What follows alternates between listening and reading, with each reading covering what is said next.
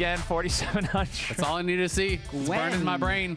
All right, the traditional K'Sante counter pick in the Gwen locked in for Revenge here. All right, well, they do have pretty good mix damage. Obviously, you have Flash and Yon's cleanse. That was actually so sick by Yon to Ian instantly cleanse the root caller, because that was the one window Shaden had to kind of get back in this game. Now Piosik going top for Revenge.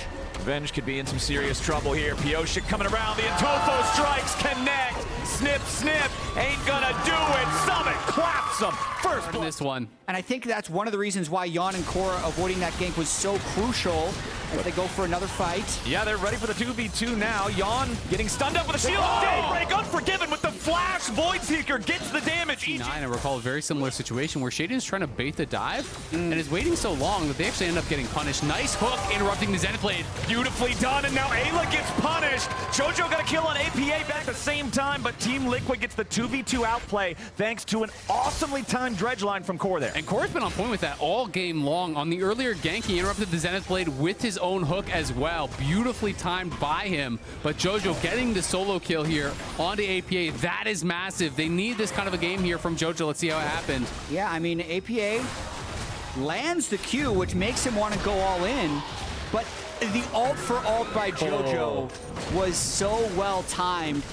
I do have to just commend Core JJ for this hook interaction against Leona, though. He will actually just go practice that exact interaction to make sure he has the timing right so he can win both sides of these Leona versus Nautilus matchups. There's a similar interaction with the Leona stun as Nautilus Qs in to prevent the Nautilus from being able to auto attack as well, that he just grinds so that he's very polished in both sides of the Nautilus versus Leona matchup.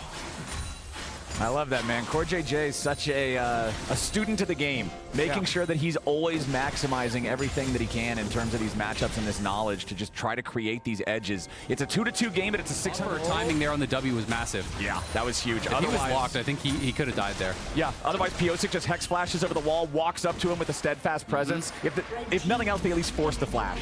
Yeah, exactly. I mean, I think happiness and relief. Yeah, but EG's bouncing their pressure between mid and bot pretty well right here. Piosik really wants to drop that Herald, but he's just gonna die. Yeah, he just gets jumped on 4v1. He stays alive for an extra second, long enough at least to make it a 1-for-1 as JoJo gets traded back. Revenge and Summit that he was there, comes in with the killer instinct, is the additional damage they need to be able to finish him off. Meanwhile, back to live. Yon is the target over and over and over, and it's Unforgiven, grabbing his second kill of the game. And all these plays are really based off this Kai'Sa being ahead of the Ezreal. The fact that they made that play in the mid lane was because he shoved up and moved, and then when he goes back, he gets the solo kill, but Herald finally used top. They're summoning up the Herald. It'll kill the turret. Then they're going to follow it up with a kill on Revenge. APA has even joined to guarantee they got enough damage to do it. There's your charge. Turret falls. They're going to get the full 5 plates of value. Side. If Summit and Piosik get on top of him, if Miasma's dropped on top of them, they're just going to die like this. And there it is. Piosik tackles him right back into more of that poison spit, and that's another kill going. Oh, they're TPing. They're trying to make a play. We've got EG JoJo trying to collapse on these guys. Ayla goes in, but now they're going to try to focus him instead. APA under a lot of pressure. He's going to get cut to pieces. Unforgiven finds the first kill as Piosik has to flash away. Down, so EG needs more. They're pushing. They're going to get the tier 1 turret here. The man advantage, the health advantage is enough to hard force Poppy against Cassio. I'm mostly just going to be hitting front line, so he is going for this max DPS build here.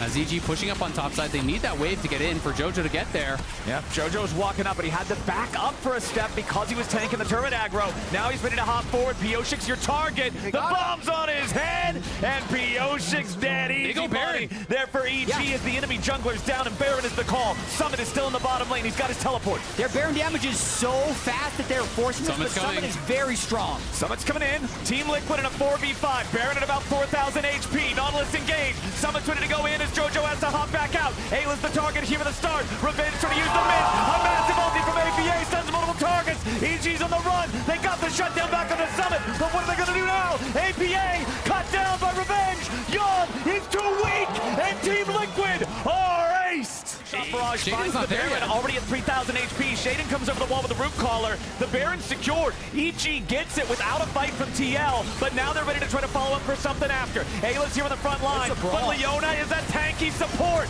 Now Summit's stuck on the front. Yon has to back away and defend K'Sante. He's been able to get it. Now they get to tier 2 mid. They're going to be able to have that push up on top side. Moving the X factor for EG. That's what's different this game compared to games 1 and 2. The impact the Kai'Sa has done so much for them.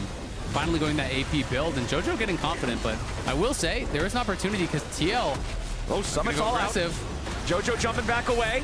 Rocket jump on Summit there. He goes back in for the third hit of the Intofo strikes, but Ayla's there. It's a team game. 2v1. They end up getting the kill. JoJo's taking that one. He recalls, then immediately teleports right back with full HP to continue the push. Yeah, and they can just try to clean up even more turrets here. They're going to be pushing in. A little bit more damage to take it out. That last Baroned up cannon minion not going to survive long enough to do it. Pioshic's going in. He wants to find the engage on JoJo. If they can kill the enemy Trist here at the very start, they're going to get a shot, and the Miasma locks them down. Now Summit's ready to join up. Ayla's the next target, but Revenge is going to break the base at the same time. Shaden and Unforgiven are just trying to buy a little bit more time if they can, as Revenge has the wave, he's got the damage, and he's got the mid lane inhib down. Yeah, they will get By that. avoiding Summit. Summit's in a side lane, the team is in an approachable position, and EG is just getting Baron play at Summit, and now APA is coming too. The double TP, but Pioshik has been caught back in the mid lane. They've killed the enemy jungler. EG found these two big objectives. EG going for the big one right now.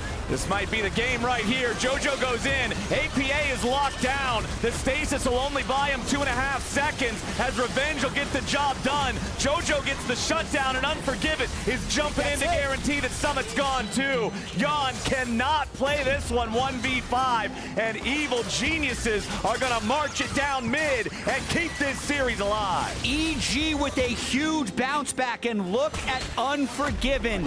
Massive lead in lane, unkilled, huge Kaisa in this game. EG stays alive. EG getting it done as Yon and Pioshik can't do anything but watch the Nexus fall. 30 minutes in, 15-9, EG's on the board.